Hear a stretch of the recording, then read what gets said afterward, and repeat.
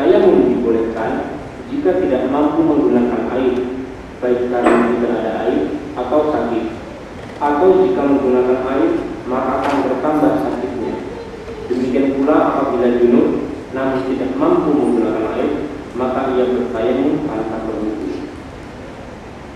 Allah Subhanahu wa taala berfirman dalam surah Al-Maidah ayat 6, "Wa in kuntum marda aw 'ala safarin aw jaa'a ahadun minkum min al-gha'iti aw lamastum an-nisaa'a falam tajidu ma'an fatayammamu sa'idan tayyiban famsahu biwujuhikum wa aydikum minhu ma yuridu Allahu liyaj'ala 'alaykum min harajin walakin yuridu liyutahhirakum wa liyutimma ni'matahu 'alaykum la'allakum tashkurun."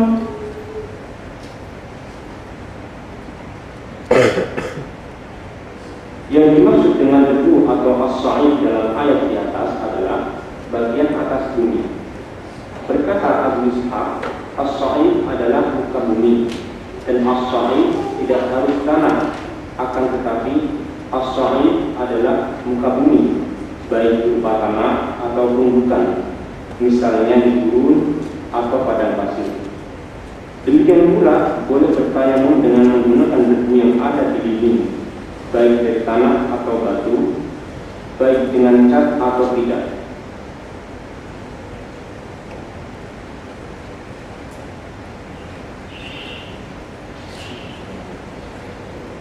Tata cara tayamum adalah memupukkan kedua telapak tangan ke muka bumi atau dinding sekali, kemudian meniupnya, lalu mengusapkannya ke wajah dan kedua punggung dan telapak tangan.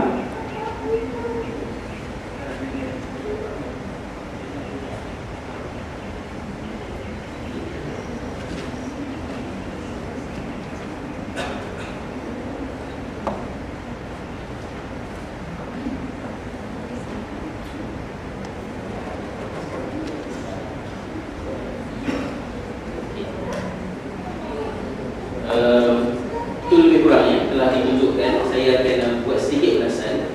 Perkara yang pertama berkaitan dengan wuduk dan tayamum tadi, ini dalam keadaan yang sempurna yang kita boleh buat. Berkenaan dengan wuduk, kita bila berurusan dengan pesakit menjadi suatu perkara yang sangat penting untuk kita dapat bezakan di antara yang wajib dengan yang sunat. Kerana yang wajib itu akan membantu kita untuk dapat the most basic picture untuk sesuatu wuduk itu sempurna. Jadi kalau biasanya orang lain ambil wuduk kadang-kadang sampai pasang lenju kan orang kata badan. Tapi kalau kita tengok Nabi SAW mengambil wuduk menggunakan air daripada bejana kecil, yang kadang-kadang dengan jumlah air dalam botol ini boleh digunakan untuk 3 kali mengambil wuduk. Jadi dalam hospital saya rasa sangat penting untuk kita latih patient apabila nak ambil wuduk, dia ambil wuduk secara yang basic. Maknanya tak perlu dituangkan, dibasahkan, tapi cukup diratakan air, disapukan air kepada anggota wuduknya. Baik. Berkenaan dengan tayamum, kalau kita tengok tadi, itu adalah kaedah yang paling asas untuk tayamum dilakukan, iaitu dengan menepukkan tangan di atas tanah, ataupun kalau di dalam untuk itu tepuk tangan di tanah, kemudian bukakan tangan dan tiupkan supaya debu-debu itu dibuangkan supaya kita dapat the very minimum layer of debu, and then disapukan ke muka dan kemudian kepada bahagian tangan. Di sini bahagian yang penting. Kalau kita lihat apabila ada keterangan-keterangan daripada Syafi'iyah contohnya yang meminta supaya sapuan itu naik sampai ke siku, itu adalah merupakan galakan yang disebut sebagai al-ihtiyat, iaitu untuk hati-hati. Sebab ketidaksepakatan berlaku di dalam mendefinisikan apakah yang dimaksudkan dengan yad di dalam bahasa Arab. Tangan tu sampai mana yang dimaksudkan dengan tangan. Syafi'i kiaskan tayamum itu dengan wuduk, maka sebagaimana wuduk itu sampai sini, maka tayamum juga sampai ke sini. Tetapi ulama-ulama yang lain melihat bahawa bahagian di sini sampai ke sini mempunyai makna perkataan yang lain.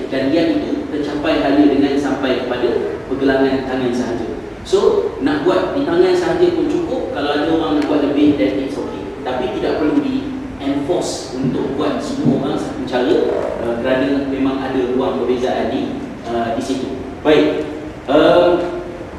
seperti mana yang disebut oleh Prof tadi, bahawa sekarang ni ada disediakan portable tayang kit, ya. Saya pernah didatangi oleh satu company yang cuba untuk promote portable tayang kit ni.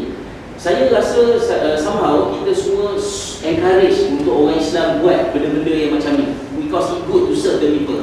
Tetapi ada beberapa masalah yang menyebabkan saya dan juga Badan Kebajikan Islam di IJN tidak dapat menerima portable tersebut, kerana first kali dia tidak dapat menjelaskan betul how was the process untuk debu. Saya rasa kalau lah benda tu dibawa, especially ke dalam ward post surgery, saya boleh mati patient kalau maknanya kita tidak berhati-hati. Instead of kita nak initiate boleh bawa Islam, boleh elok dalam satu hospital, dia jadi punca fitnah pula nanti.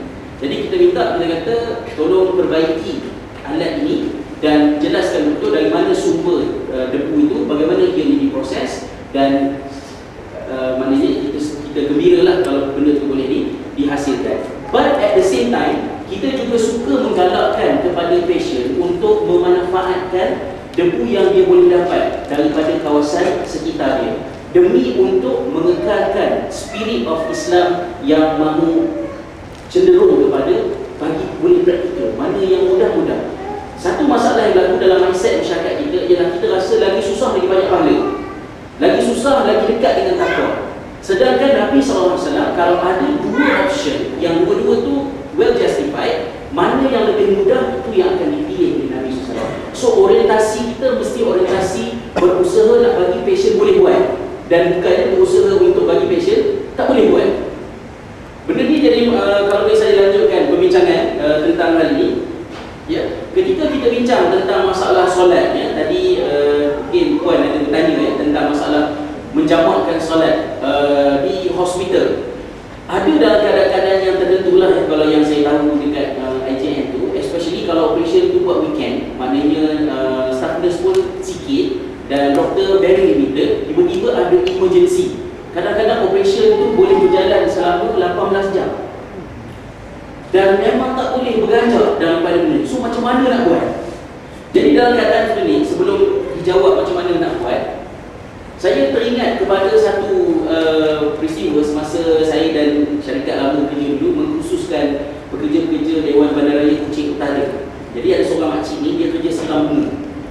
Jadi bila kita kata macam ni cara ni makcik nak semayang ni, tak boleh ustaz, susah nak semayang, dia kata kan, payah nak semayang. Akhirnya saya terpaksa menggunakan cara yang kasar sikit, tapi saya buat dalam bentuk yang lawak lah. Dia kata, makcik pernah tak makan laksa sarawak basi? Pernah, dia kata, sakit sangat pun. Dia tiba-tiba rasa macam saya buat nak terberak, nak tercirit. Apa makcik buat? Oh, kena carilah tempat nak berak. Kalau semayang tu boleh sama penting dengan cirit tu jadilah. Saya kena rasa sebut macam tu.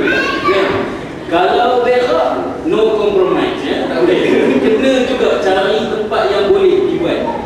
Kalau boleh semayang penting macam tu pun jadilah. Maknanya, inna solata kanat 'alal mu'minina kitaban mawquta. Semayang tu telah Allah fardukan pada waktu-waktu dia yang spesifik. So we must give the most effort untuk semayang pada waktu, solat by solat. Tetapi dalam kes-kes yang tertentu, dan kita mengambil rosak yang disediakan oleh Islam. Ya, satu ketika seorang nurse tanya kepada masa kami buat majlis ni, dia kata macam boleh ke ustaz nak semayang dalam keadaan macam ni? Dia tanya, kawan saya lah jawab. Dia kata kami berdua masa tu dalam pertuan. Jadi dia kata apa masalah ni? Tak ada pakai macam ni boleh. Sebenarnya dia pakai baju standard lah. Jadi ustaz tanya kenapa? Tak ada terkut. Dia kata